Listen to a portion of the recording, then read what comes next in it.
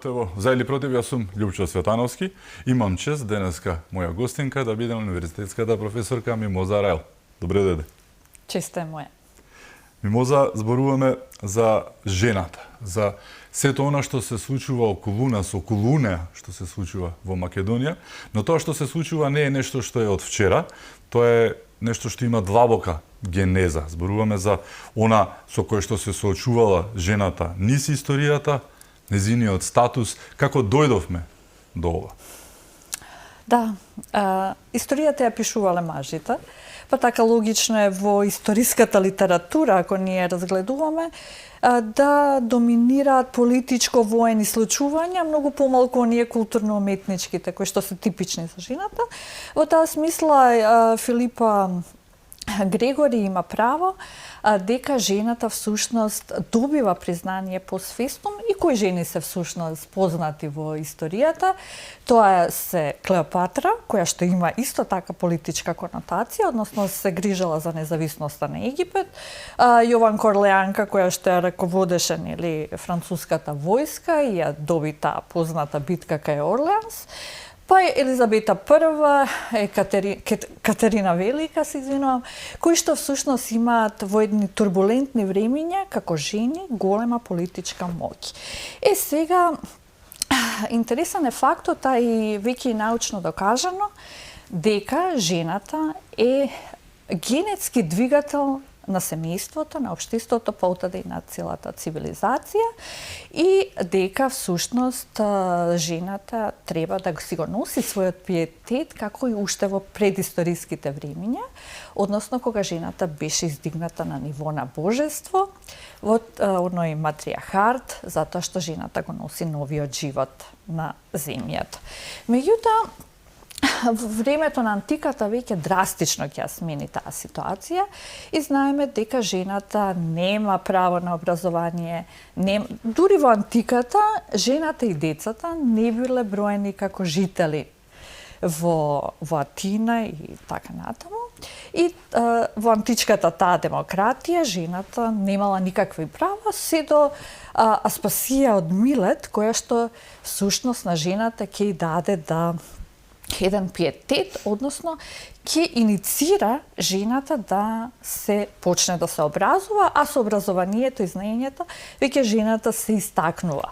Средниот век, ако одиме историски, жената е анатемисана, таа е виновна за прогонувањето на човештвото од рајот.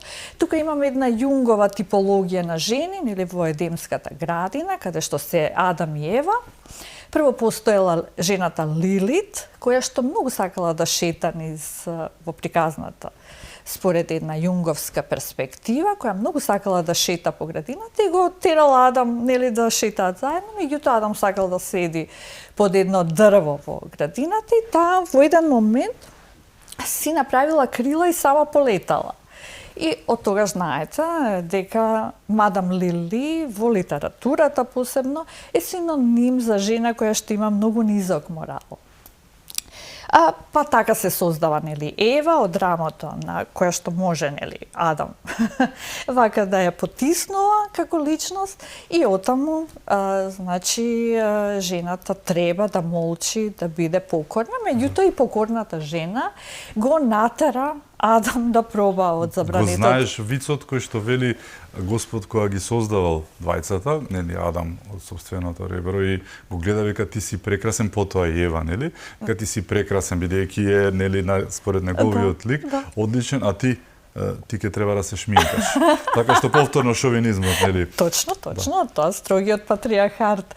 Ете тоа е средниот век, жената е анатемисана, виновна за протерувањето и сите ние жени го носиме генот на тоа проклетство и затоа до ден денес се бориме за нашите права, меѓутоа и 16-тиот и 17-тиот век истото ќе се случи, односно и тога жените во една, замислите, во една рационално необјаснива гледка биле палени живи, ако жената се истакнувала со знаење, вештини или умење или имала некои метафизички трансцендентални способности, таа била палена жива.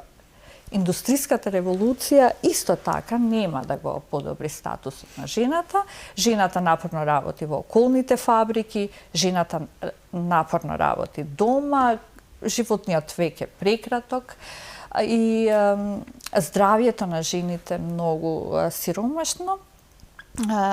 Така што тука жената не може да се истакне. Сето француската буржоаска револуција, кога веќе левичарските партии доаѓаат тука и она буржоаска револуција, кога оди под мотото егалите, фратерните, либерте, еднаква слобода и правда, и братство. Не е сестринство. Да, и братство, не е сестринство, така е.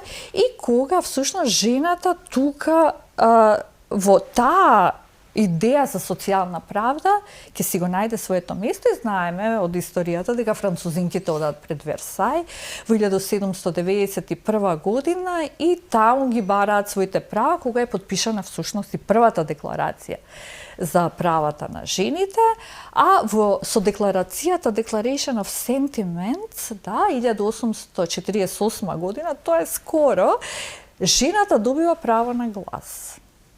Па сега, во текот на народно-ослободителната борба, сега тука морам да ги спомнам нашите борци, нашите хероини и нашата социјалистичка партија, која е еден вид на продолжување на таа борба и да ви кажам, кога се случија овие работи со фемицидот, ние веднаш како партија се организиравме, почнавме да дискутираме како да го лоцираме овој проблем и како да го надминеме и договоривме проекти и голем број на активности кои што ќе ги освестат жените за активности кои што на само одбрана, знаете.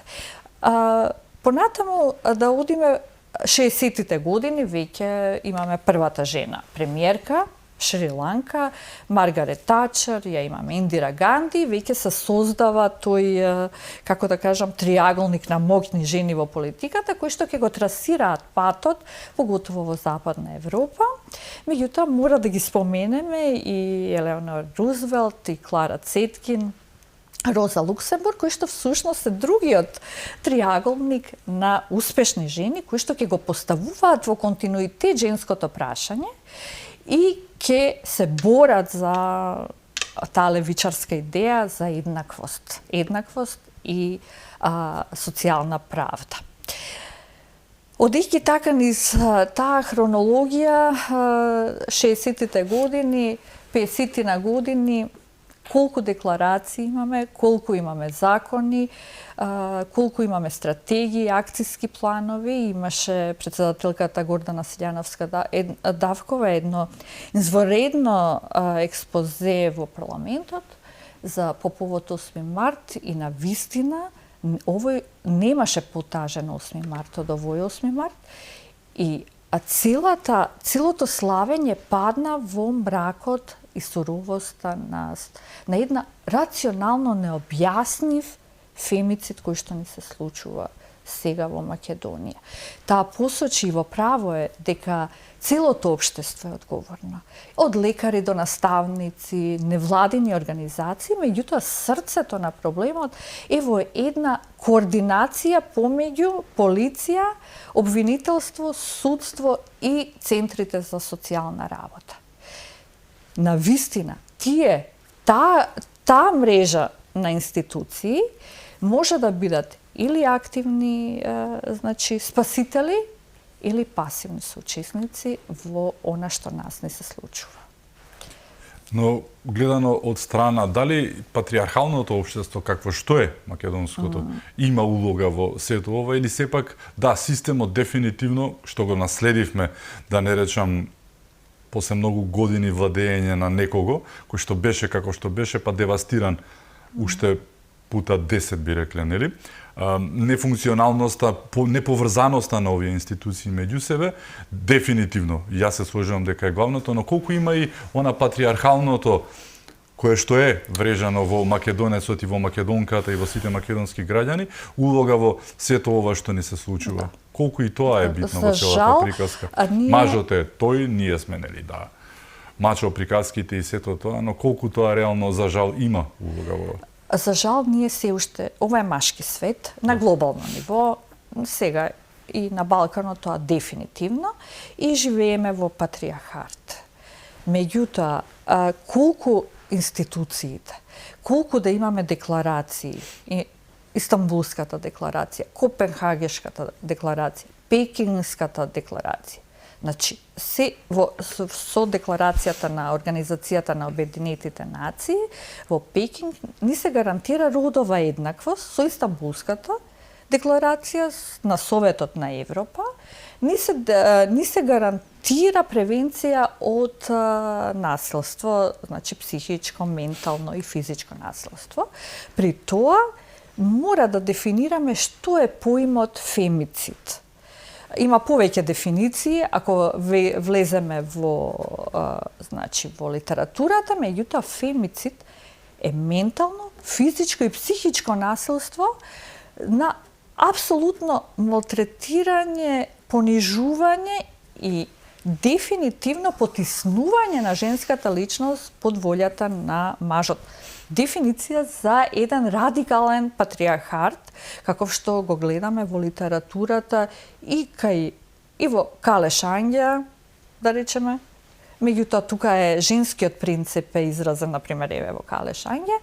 Имаме храброста на жената колку е важна во целиот тој процес, од Антигона, нели, која им прекосеше на боговите, Калешања која гледаше својот брат и својот татко како горат во Мариово, таа остана доследна на своето херојско, дека нема да се поторчи, нели? Се тоа примери, па еве Хасанагеница, да кажеме, како се избори со радикалниот херметички затворен патриархат. И така натаму, се тоа примери кои што ни кажуваат дека излез има и без разлика на декларации, без разлика колку институциите треба да се вклучат, жената, јас морам ова да го потенцирам, многу зависи од нашиот став, како ние ќе се поставиме, меѓутоа, што е тука опасноста? Кај фемицидот, имаме кај физичкото насилство и психичкото насилство, тоа е евидентно, знаете. Меѓутоа, кај менталното, и тоа е многу добро опишано кај Достоевски во едно дело, ако имаме време ќе го подискутираме, затоа што е најсуптилен начин на насилство на кој што ние во еден момент не сме свесни дека ни се врши насилство. А тоа е како? Постојано на жената имате некој негативен однос, постојано нешто замерувате, постојано нешто велите, ти не вредиш. Секоја жена не само што има вредност, туку има бесконечно голема вредност. И тоа, кога вие мислите дека не вредите, веднаш вашата самодоверба паѓа и зошто ја апелирам, читам по социјалните мрежи, како зборуваат дека најсвежиот случај со Ивана и Катја, дека Ивана можела да излезе, не можела, затоа што вие имате ментално постојано хранење, ти не заслужуваш подобро. Ти не можеш да излезеш затоа што само ова го заслужуваш. Во менталната слика на жената вели да, јас не можам друго ништо, ова ми е максимумот што ја го заслужувам. Јас апелирам секоја жена која што и поминува низ такво суптилно насилство, затоа што другите се очигледни, веќе станува јасно од прва ако малку жената размисли, меѓутоа тука мора да бидеме внимателни и кај психолозите и психијатрите апелираат. Зошто? Затоа што жената ја губи реалноста. Таа не знае веќе што заслужува, што може, што не може, дека нема сила. Дефинитивно се губи силата и остануваме ние врзани во една средина која што ја заслужуваме. И затоа треба да видиме во текот на целиот живот, зашто тоа е програм научен, може од детството, може од некој наставниц, може кој нас не убедил дека ние не вредиме, па еве сега да трпиме. Затоа што знаете што е дефиницијата на жената во еден радикален патриархат? Трпи, молчи, тоа ти е твојата општествено оправдана улога. Така ти било пишано, нели, дефетистички. Така ти било жена, не е лесно да правиш, тоа ти е така. Да. Но колку, еве, повторно околината има улога и токму во приказката со Ивана, Предходеше, нели, се дигна јавноста по Росица, кој што беше многу поинаков случај. Тука мислам дека и чедоморството, кое што не смееме да го заборавиме, има многу голема улога во емоциите на луѓето, но 9 години Ивана била тепана. Значи, последните информации... Прво беше 3, па 7, па сега 9. 9 години, тоа не може некој да не го примети, да не се лажеме. Колку е тука околината на приказката на новото време, абстрахирањето од соседот, па дури и од роднината, нели, ајде, јас имам свој живот, не можам да постигнам, да направам, па нели, ќе гледам за другите, така испаѓа за жал работата, бидејќи невозможно, да, воре таа може и тврдела, како што тврдела, од страф и, нели, тој стокхолмски синдром, кој што го набива во текот на тие 9 години, дека нели е виновна и го правда. Оној, нели, ај како да го наречам, да не го наречам. Меѓу другото, значи, се извинам, дали заврши? Повели, не. Значи, фемицидот меѓу другото значи страв, срам и вина. Значи, постојано вас во подсвеста, тоа се подсвесни механизми, кои што ви вели дека виновна си и постојано ќе бидеш во ситуација на страв и срам. Срам од околината и така натаму. Околината меѓутоа може ограничено да дејствува. Знаете, колку еве и соседите и братот и сестрата можеле сигурно повеќе да ускокнат, меѓутоа Ивана, како што јас ја разгледував и анализирав како тип на жена, била многу тивка, многу така повлечена жена. Кога прозборе Ивана, прозборе со самоубиството. Што е самоубиството? Самоубиството е бунт против Бога, и бунт против љубовта, бунт против осаменоста и протест. Најголем протест против осаменоста и крик. Тоа е еден крик. Не ме слушнавте, еве сега слушнате. Дека јас страх. Со детето малку мислам, тоа не го коментирал, но тоа не го правдам никако. Можеби со тоа го казнувала него. Тоа се темни води, не сакам да навлегувам во нив, но извини. Не, дали навистина верувате дека таа го зела? Зашто имаше нели една варијанта дека детето скокнало после неа кога ја видела биле многу поврзани? Не знаеме за тоа. Не знаеме, ајде истрагата нека си го каже последниот збор, па ќе дискутираме. Темни води. Никако, значи има две дела, клучни, три, еве да кажеме, Достоевски во Кротка го обработува овој проблем на самоубиството и кога веќе прозорецот, исто Кротка ќе скокне од прозорецот, кога прозорецот е единствената светла точка која ти живееш во перманентна темнина, перманентно страдање, рани, ти крвари душата од болка. Виктор Иго има едно дело, Последните денови на осуденикот на смрт, или Гете исто има едно дело, Страдањата на младиот Вагнер, Вертер, се извинувам, каде што опишува дека е невозможно кога ќе тонете во длабопеколот на страдањето, не можете да излезете од тој ќорсокак. Тоа е еден крик дека јас повеќе не можам во овој свет и морам, спасот единствено е на некое друго место. И пазите, трагедијата не е во самата смрт. Ни на Катја, туку трагедијата е во тој нечовечен живот. И тоа го поставува прашањето каков е овој свет, дали по овој свет почна мртовци без душа, живи мртовци да шетаат? Кои се овие луѓе кои што можат? И гледате, кога го приведоа човекот, сега да не го именуваме, тој беше со насмевка на лице. Значи дека нема спас. Ако не ви проработи совеста дека починало вашето дете, а не гледате и гледате повторно жената е виновна. На социјалните мрежи има два излеза жената на која што ќе обвините. Или е неморална, сега, ако стварно не можете тука да ја обвините, она е ненормална. Кажете ми, како многу лесно ние како општество ја прифативме тезата дека жената е секогаш виновна. Колку има тоа одраз во минатото на со кој што започнавме генезата. Зборуваме за различни култури. Еве, во Гилгамеш, сега кај што се води војната сумеро-вавилонската култура, персијците, иранците, таму жената нема место. Гилгамеш е епоте за Гилгамеш. Грците пресликуваат се од таму во нивните, нели, дали било трагедија, комедија, се само мажи, жените се за водење војни во еповите и ништо повеќе. Многу е поинаква индиската. Абсолютно. Литература и култура, таму жената е на еден пиедестал многу поинаков.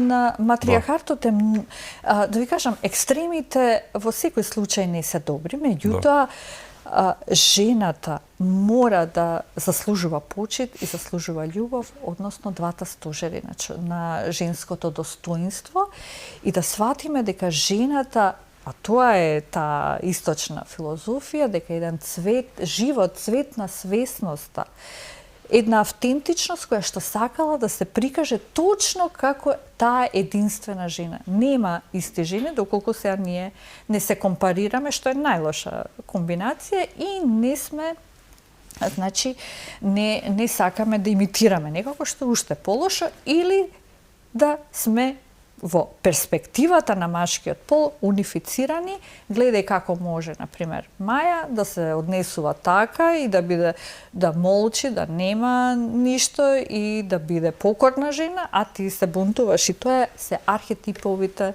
јунговски, кои што кажавме, на Дева и Асура, знаете, кога Достоевски ќе каже кога ќе го достигнеме совршенството на оваа убавина, никако не мисли на надворешната убавина, а и таа, меѓутоа, тоа е едно совршенство на Дева во собственото срце и сите која почитуваат Дева, и наспроти Асура, кој што е злото во нас и како да го надминеме. Тоа се сите архетипови внатре нас, кои што ние жените. Јас сепак одговорноста ќе ја ставам на секоја жена. На секоја жена која што треба да освести дека вреди, дека заслужува љубов. Против сум оние патриархални, шовинистички идеи дека треба да ги спуштиме критериумите, не треба многу да бараме. Љубов, почит, апсолутно. Заштита, во секоја смисла, одбранбен механизам и заедничка една во самиот брак, да имаме еден тим на подршка. Тоа е единствено што една нормална, паметна жена го бара. Сега, што направија младиве генерации? Да ви кажам, ја имам машки деца и на машките не им е, млади генерации воопшто не им е лесно. Зошто? Па затоа што, знаете ли, вас ако ви се допадне една жена, од помладиве генерации, кои што се во некој стил, не знам, таму, поубави, така атрактивни, тие имаат своји критериуми кои може да ја освои. Да ме однесеш на Малдиви, да одиме ваму. И замислите едно дете сега, што му се допаѓа одредена девојка, како може тоа да го постигне? И после, зошто имаме коцкарници, зошто имаме, не знам, таму други опијати, зошто се занимаваме со тоа, и на крај влегуваме во еден круг каде што нема излез. Волшебен круг. Волшебен круг, а младите мора да сватат дека убавината е во едноставноста. Што сум јас поедноставен? Што ние сме заедно во љубовта, во креативност и гледаме во ист правец. Ние можеме се да создадеме, зашто таа е таа креативна сила. Сето друго паѓа веднаш во деструкција и дезориентација на младите, и секогаш се тие разочарани. Кога вие ќе поставите материјални критериуми како млада жена, вие веднаш станувате објект.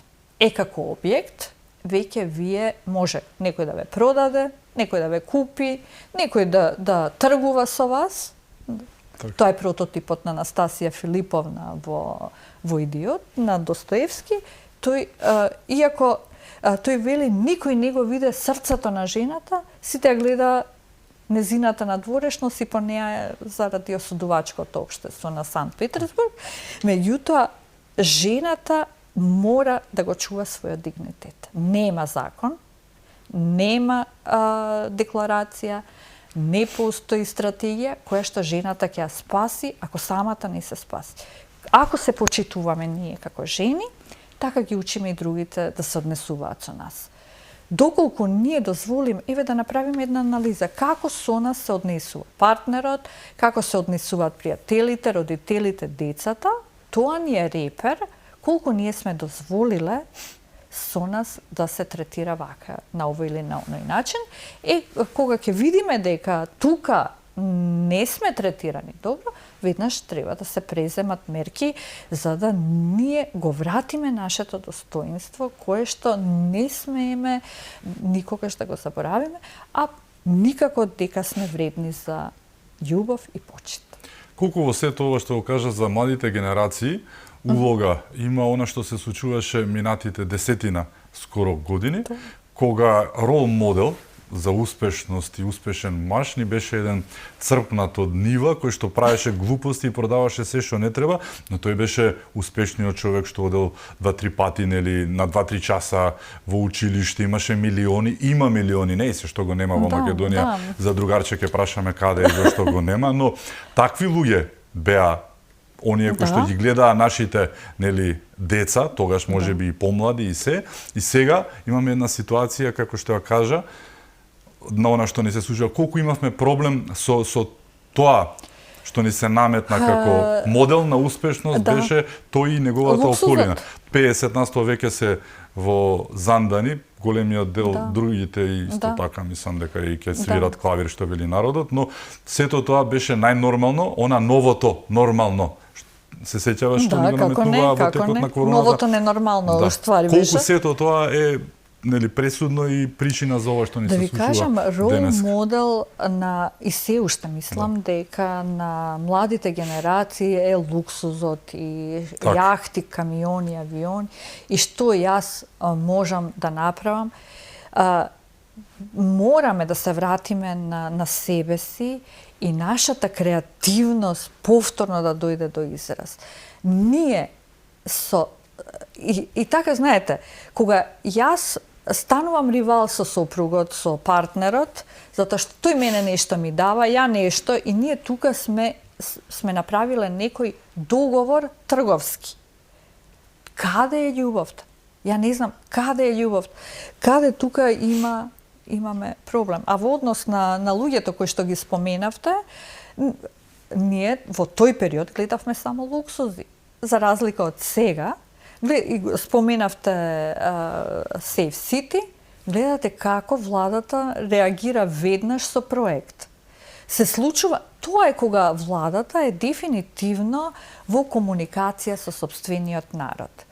Кога друг пат ние во Македонија, не се сеќам, сме знаеле премиерот каде, вице-премиерот каква средба има, со кого, министри. Дали вози мотори среде корона кога луѓе умираат како муви. Тие се тие невистински вредности кои што се наметна аздисот, нели, сето тоа што ни... И тоа, мислам дека гласачите го препозна и нивен е последниот суд и видоа дека нишката помеѓу веднаш за Катја и Ивана која се случи, се додели 24 часовна придружба на жените кои што се во опасност. Знам сигурно од Труд и социјала дека имаат и засолништа. Значи тоа е дефинитивно, меѓутоа тие мора да пријават. Меѓутоа, каде вие, ако пријавите, дали од другата страна добивате гаранција и сигурност дека ќе бидете заштитени? Знаете, во патриархално општество, ако жена пријави, ќе рече, па добро, сега мажот така, мора да се смирите. И значи, ќе се заврти топката на сосема друга страна и вие, кога немате активен спасител, да кажеме, вие не се осмелувате веќе да пријавите. Особено ако има деца во приказката. И ако има деца, тие ќе ве убедат дека, децата и сопругот се во право, а вие така ви била судбината и не треба многу да се јавувате дека сте жена. Кога имаме таков фидбек во полиција, во центар за социјална работа, кој што е под контрола сега, да. Да, кој што е многу тешка работа. Тие луѓе на вистина гледаат многу страшни работи и треба да се психолошки многу стабилни и цврсти за да ја исполнат таа задача. И веднаш да обвинителството и судството за да се отстрани тој човек што е потенцијална опасност. Вие денес не убивате со револвер само. Так. Еве, што го покажа случајот со Ивана. Општество, да, такво како што беше креирано, каде што власта беше насочена само да отвори плантажи за марихуана, да го смени името, за да ќари тоа што ќе ќари, да донесе двојазичност, па да не убедува дека нели францускиот, само тоа праве. Тоа, а се за 24 часа ви имате Safe City. Знаете, јас не знаев, пред да влезам во овие механизми владини, да видам што значи цела влада да се покрене за еден закон, па тоа се работни групи, па работни тела, па предлози, па мислење од институции. И покрај целиот тој еден сложен државен апарат, па собрание, па истата процедура, нашата влада актуелна успева сето тоа да е во дослух на граѓаните и веднаш да реагира. Ние на вистина како коалиција немаше Safe City дека ќе биде опција, меѓутоа бројките се бројки и ние тука математиката е екзактна, што вели и премиерот. И тука не можеме ние да излеземе од таму, мораме да видиме ако бројките се намалуваат, значи системот е добар. Кога сме кај бројките, во 2025 година, замислете, пријави против физичко и психичко насилство има околу 5000, 4850 и неколку, со 6 убиства, а веќе не помина ни првиот квартал од 2026, ние имаме 4 случаеви на фемицид. Бројките, статистиките се поразителни и затоа мораме сите до еден, како општество, како одговорни граѓани, да работиме на ова и да ги освестуваме жените да се само заштитата е прв и основен услов, а после институциите, после сите законски регулативи, декларации и така натаму, затоа што декларации имаме. Дури има, замислете, кај Истанбулската декларација против насилство, има едно тело на Советот на Европа, Европската унија како организација исто е подписник. Ние во 2011 сме ја подпишале, во 2018 сме ја ратификувале Истанбулската конвенција, што значи тоа дека е правно обврзувачка. Постои во Советот на Европа едно тело Грави, не се сеќам сега точно, кое што ги следи и пишува извештај како е ситуацијата во државите со семејното насилство и насилството врз жените. Сега, знаете, до кој податок дојдов? Дека се почнува од единката. Колку единката не е освестена, во културна смисла, во образовна смисла, во еманципација, без разлика маж и жена, поготово. Што повеќе одиш на програмот на понижување, на дискриминација, ти повеќе си значи неосвестен и потенцијалот да направиш фемицид кај тебе е многу голем. Сега, се почнува од единката, па семејството. Значи, семејството мора ние да ги воспитуваме децата. Враќањето кон вистинските вредности, семејството, честа, верата и татковината, тоа е една нели четворка. Како да се вратат овие работи? Крстот само во гледањето во вертикала. Кантовото ништо не ме возбудува така како моралниот закон во мене и звезденото небо над мене, да сватиме каде се вредностите. Младите сега се, поготово во тие проблематични години, знаат да излезат од семејството, меѓутоа со тек на време ќе сватат каде се вистинските вредности, а ние, родителите, треба на нив постојано да ги потсетуваме. Без разлика каков е нивниот одговор на тоа, постојано, знаете, кога постојано нешто кажувате, дури што вели и во Пигмалион, ако на жената доволно и давате љубов и да е статуа, ќе оживее. На детето исто. Постојано повторување со пример, со зборови, со заеднички разговори, каде се вистинските вредности. Нуклеусот, основата, семејството, значи се започнува таму. Семејството. Ако тука вие ја утнете работата, потоа таа единка нема да биде добра ни на работно место, нема да биде добра ни за државата, ни за, да кажеме, ни за цивилизацијата, дека живееме во патриархат, што споменавте. Гледайте, еден еклатантен пример како добива работна задача маж и жена, која што утре треба, например, на состанок да ја елаборира. Треба да напише нешто и потоа тоа да го образложи. Жената се враќа од работа, што треба да направи се? Да направи ручек, сите домашни работи, да ги среди децата, да ги испраша за школа, нели и сопругот, ако е самохрана мајка. Па уште потешка е ситуацијата. И кога сето тоа ќе заврши, таа седнува и работи за задачата која што очекува утре, а замислете мажот ќе дојде дома, поготово во едно просечно македонско семејство. Жената ја исхармонизирала се, а мажот треба само да го сработи тоа и ние на работно место треба да излеземе со некаков резултат. Добро, не сме сите такви се, да не генерализираме се шегувно, во основа. Во просечно македонско семејство мажот не се занимава со домашни работи. Затоа мислам дека од мали нозе во семејството треба децата да ги научиме дека заедништво и на сите можни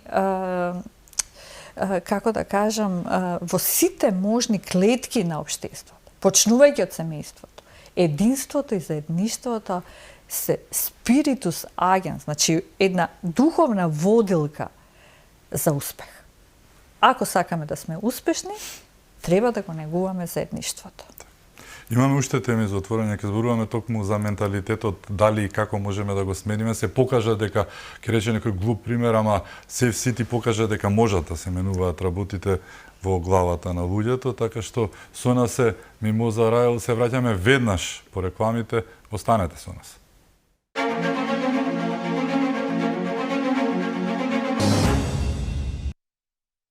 Се враќаме во За или против. Мој гостин е универзитетската професорка Мимоза Рајл. Зборувавме за многу работи за жената. Оној дел кој што сепак најдобро ви лежи е моментот на жената во уметност. Да.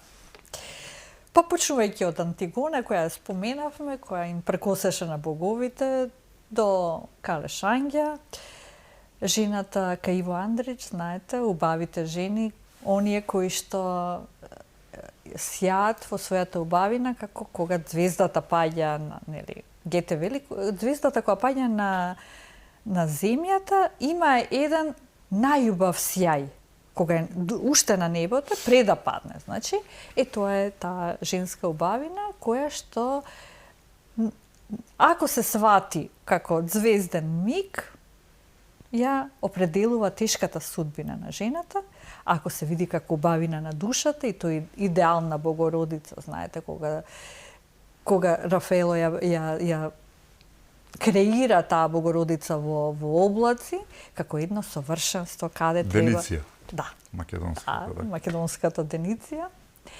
И заборавивме да ја кажеме и велика, најмакедонската мајка, која што ги даде своите најдобри синови, најтрагична мајка, која што е персонификација на Македонија, нели?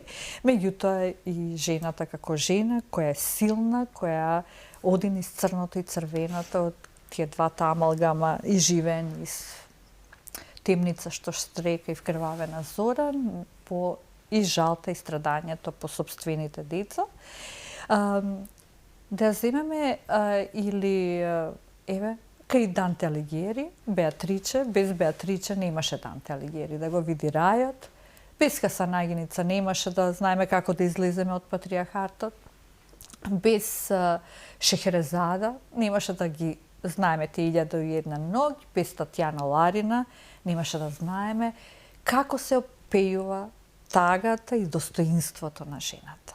Значи, знаеме Татјана Ларина кога во писмото ја опишува својата љубов и после како завршува заради женското достоинство. Ана Каренина, да. И Ана Каренина, која Толстој ќе ја осуди на смрт заради една грешка. Тоа е во античката митологија. Тоа е, ако направите вие морална грешка, мора да завршите трагично. Тоа е, она направи една грешка и Толстој ја осуди на смрт. За мене лично лојалноста е многу важна работа, така што не треба да ги судиме жените, туку да ги разбереме во каква ситуација се. Меѓутоа, една ситуација за женски лик, кој што има целосна нација со ситуацијава во Македонија е Кротка од Достоевски. Мора да знаеме дека Кротка е на нивото на браќа Карамазови, не е роман, тоа е приказна, меѓутоа е на нивото на браќа Карамазови, диот Злосторство и казна, тоа е она тројка славна на Достоевски. И се создава во третиот период на неговиот живот, кога тој ќе помине таа бунтовничка фаза, нели? Длабока скепса, и тоа е гениална скепса, постои Бог, не постои, и христијанската фаза на крај, кога тој го пишува тој со ништата на писателот, уствари дневникот се извинувам на писателот, и ги коментира општествените појави и еден ден така седејќи во дневната соба, кога веќе Достоевски ужива некој углед во околината, ќе прочита дека една млада девојка со Богородица на сопствените гради ќе се фрли од 6-тиот кат на зградата. И да ви кажам, како почнува? Целиот живот на Кротка е едно бегство. Таа бега, прво останува сирача многу млада, што сака Достоевски да каже, дека тука е фундаментот, создавањето на вредностите за кои што зборувавме, е семејството. Нема семејство Кротка, единствено ја чува иконата на Богородица, ја чуваат некои тетки кои што и бројат залаци и чува децата на некои посвоени таму, на некој си втор, трет брак, и се запознава со еден лихвар, пак криминалното досие и ова, и жената која што не знае што заслужува, затоа што никој не ја покажал, нема семејство, нема вредности тука, и таа ќе направи грешка, ќе почне да копа по неговото минато, и тој ќе направи едно психолошко ментално насилство и ќе казни со тишина. Значи, тие ништо нема да проговорат. Сите надежи на Кротка, како една хероина во уметноста, како прототип на жена која што е нежна, која што бара љубов, тука нема да ја најде и ќе биде казнета со тишината, тишина која што е шекспировска тишина, која што не е така фина да се опушти човек, туку е тишина која што е напната. Постојано вие чекате нешто да се случи. Не е бадијала психолошки реализам. Апсолутно. И самиот Достоевски е, според мислењето на Адлер, еден од најдобрите психолози и кој што на најелоквентен начин доследен ја опишува истекнатата шизофренија и што се случува сега и вели сакам ја, замислете еден Достоевски вели, сакам да имам стенограм за да ги запишам незините страдања и мислите и свесноста на незината душа кога таа се подготвувала веќе да си го одземе својот живот, што не е процес ден за утре. Тоа се страдања кои што наталожила и кога Кротка после тие сите можни молчања, премолчување на љубов, премолчување на достоинство, третманот, ментално насилство, ти заслужуваш волку и не заслужуваш ништо подобро, знаеш ли од каде дојде и сето тоа е тука собрано, таа во еден момент ќе го земе највредното што го има, а тоа е иконата на Богородица, и спасот ќе го најде, и ја опишува Достоевски дека е целата во темнина, во една перманентна темнина. И вели, можеме ли да си предпоставиме што било во душата на главната хероина, кога таа единствено светло место во светот го нашла тој светол прозорец, и дека смртта и она што ја очекува е подобро од страдањата на земјата. Се случува заради нељубовта, затоа ние жените, и тоа е целата поента на Кротка, треба да преземеме иницијатива, зашто мислам дека сме моќни да циркулираме таа креативна енергија, и што имаше една поетеса Мирјана Бобич Мојсиловиќ, гостуваше во Public Room, кога рече, ајде еднаш жената да го дочека мажот, колку си убав, колку е убаво све. Во секој момент и сегмент на животот во бракот да ја го гледа убавото. Се разбира доколку се нормални партнерите и нема екстремни ситуации, да се подигне таа вибрација на убавина, на прифаќање, и да видиме дали можеме да ги промениме работите, а јас ве уверувам дека можеме. Може ли, тоа беше најавата за овој вториот дел со кој што моменти ќе завршиме, да се промени менталитетот, таа матрица, тоа не може да кажам дека е македонска, не сме сите Балканска. исти, балканска, да не генерализирам, има различни луѓе, но за жал има и такви, како да ги кажам, идиоти, суртуци, копуци, хоштаплери кои што го прават. Да. Тоа предпоставувам. Добро, има и жени кои што се екстремни. Да. Може ли да се смени ова? Глуп пример пак ќе речам, можеби е Safe City, но доказ дека менталната матрица може да се смени под притисок и под различни услови кога ќе наложите, дека се менуваат работите, дека не е се така црно. Ако зборуваме за пред половина година како се возеше, пред 3 месеца, во Скопје и сега. И денеска имаше една пресуда од 2,5 трагикомични години за газење на пешачки. Луѓето сите што се против тоа, само нека се сетат дека доколку беше Safe City, немаше да имаме Фросина, Теодора, немаше да го имаме Чичко Слободан. Да. Значи, сепак и во овој дел другиот, може ли да се сменат за крај и значи, како да се научно смени? е докажано дека енергијата може да се смени за 21 ден. Не случајно ни дадоа нас, пробен рок, па да се навикнеме, затоа што вие од 90-100 возите по улици на Партизанска, наеднаш треба да возите 57. И тоа е шок за човекот, и полека, значи ни дадоа прилика да се прилагодиме, да возиме, сите добивавме опомени. Значи не знам кој човек не доби опомена, затоа што беше период на прилагодување. Сега, сите кои што ги познавам, се пресреќни, затоа што околината која ја познавам вели, можам да возам, децата ги пуштам на училиште многу поспокојно, се одвива некако побавно, и што е најинтересно, стигнуваме во исто време. Так. Може да се промени матрицата, ја верувам дека може, се зависи дали ќе ги освестиме, Знаете, тоа е истиот оној проблем Мојсеј кога ги носи законите на народот, а тој игра пречарено теле. Мора да погледнеме во свесноста, да видиме што не функционира и зошто. Жената да праша што ја заслужувам.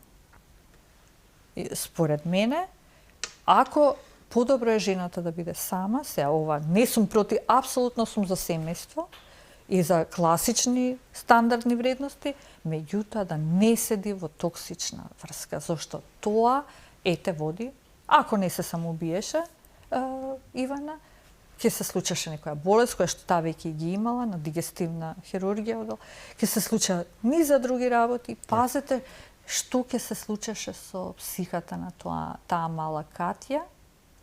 Еден ден да кажеме дека ќе пораснеше, каков живот имаше, трагедија до трагедија, и од тој круг мора да излеземе. Мора да излеземе. Тој црн круг, да. Црн круг и да сватиме дека можеме и мора поинаку. Ти благодарам. Ви Што беше благодарам. моја гостинка. Ми беше чест. Мене ми беше чест. Ви благодарам и вам што бевте со нас, да сте неживи и здрави, имајќи предвид се што се случува околу нас. Чувајте се многу.